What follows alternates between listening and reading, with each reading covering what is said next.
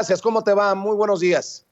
Muy buenos días, Vicente. Es un placer de verdad estar contigo. Yo también he dado mucho seguimiento a tu programa y también a comentarios sobre este tema tan importante. Muchísimas gracias por Gra la invitación. Gracias, Guadalupe. Guadalupe, pues también es importante el Parlamento abierto porque hay que desnudarlos. Hoy han de tener muchos frío porque les quitaste la cobija, los dejaste desnudos, exhibidos, y de eso se trata también, porque la reforma eléctrica creo yo que pasará como una de las reformas más importantes de este sexenio por el litio y por el tema de la soberanía energética. Cuéntanos, danos tu opinión.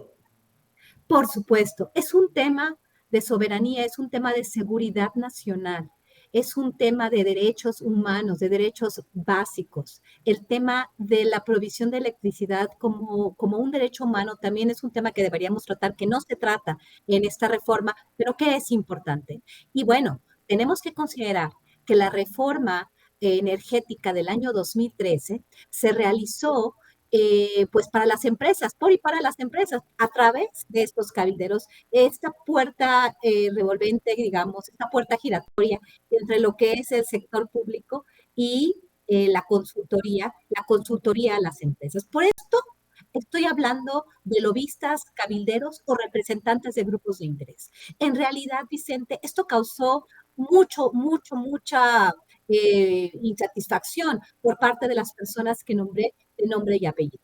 Lourdes Melgar, por ejemplo, Montserrat Ramiro, Gonzalo Monroy, Víctor Ramírez, en sus cuentas de Twitter, solamente por mencionar unos casos, Valeria Moy también, pues se quejaron de que en el Parlamento abierto habían sido nombrados como cabilderos lobistas o representantes de grupos de interés, porque no todos ellos son consultores y no se llaman lobistas. Yo no estoy diciendo que ellos tengan un trabajo de lobista como tal, que sí existe en otros países como en Estados Unidos. Y el tema de los lobistas o la carrera de lobistas, pues se reconoce y la gente se autodenomina lobista. En este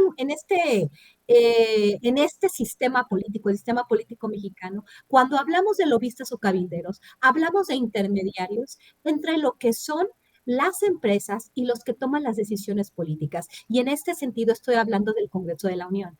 Estos mismos personajes, algunos de ellos, no todos obviamente, estos personajes estuvieron trabajando en estas administraciones. Como dije, pienso en Gonzalo Monroy, que trabajó en Secretaría de Energía durante el gobierno de Felipe Calderón Hinojosa, de Lourdes Melgar, que trabajó como subsecretaria de Hidrocarburos y subsecretaria de Electricidad en el sexenio de Enrique Peña Nieto, cuando pasaron todas estas reformas. Se tiene conocimiento de cómo sucedió toda esta protección a estas empresas. Y bueno, el tema del litio es un tema fundamental también. El tema de la energía y cómo se dieron estos contratos, cómo se negoció estos contratos, cómo se negociaron estos contratos leoninos para proteger a un sector que es oligopólico por naturaleza. Estamos hablando de oligopolios transnacionales que al mismo tiempo están siendo manejados por estos grandes fondos de inversión, como BlackRock eh, u otros fondos de inversión muy importantes que al final tienen ellos la posibilidad, o sea, tienen ellos son dueños de las grandes empresas, de Coca-Cola, de Pepsi-Cola, de las grandes aseguradoras a nivel internacional y de las mismas grandes empresas en el sector de los hidrocarburos o en el sector de la electricidad y de las energías renovables, de la producción de energía solar, de la producción de energía eólica.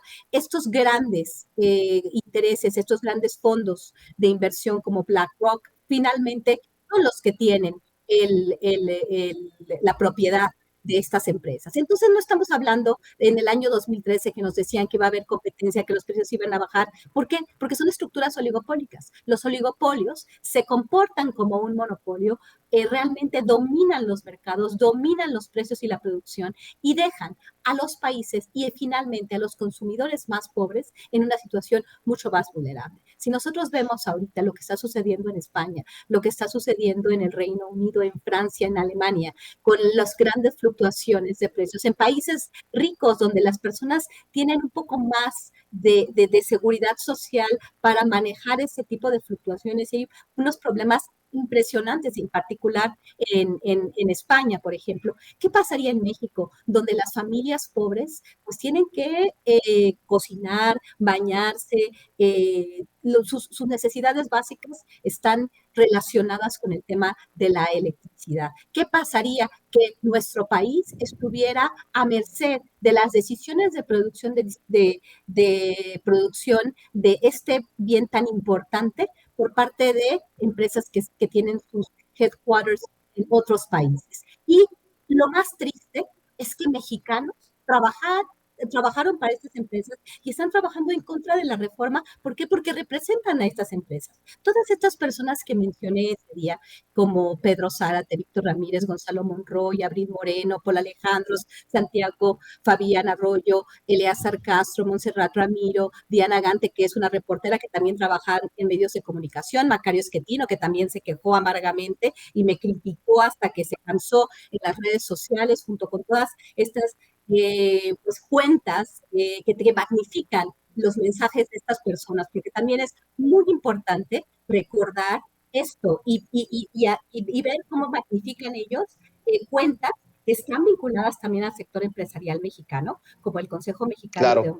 Consejo Mexicano de Negocios y el Consejo Coordinador Empresarial. Claudio X González es una figura muy importante en, en todos estos mensajes, porque estos personajes que menciono, que se comunican a través de ciertas plataformas de medios electrónicos, revistas también, que se relacionan con el tema de las energías, también están magnificando ciertos mensajes políticos. Y entonces, cuando alguien habla en contra de la reforma o alguien habla en contra de las decisiones que toma este gobierno, empiezan a magnificarse, empiezan todos a coordinarse y también estas cuentas se coordinan y muchas de ellas tienen una X de Sí por México. Es bien interesante entender cómo funcionan estas granjas de troles, de bots, en particular de troles, que parecieran estar todas ellas relacionadas.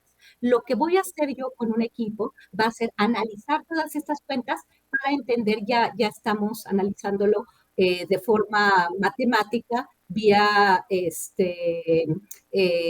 unas metodologías de social network analysis, análisis de redes sociales, que por medio de algoritmos se entiende los vínculos que existen entre los diferentes personajes, nos vamos a dar cuenta de una forma mucho más concreta quién es quién es central, cuáles son los nodos, cuáles son los actores centrales en esta red. Pero lo que sí es que hemos podido identificar personajes fundamentales que hacen este vínculo entre el sector empresarial mexicano, las empresas transnacionales de energía y, bueno, estos funcionarios que utilizan esta puerta revolvente para representar los intereses privados.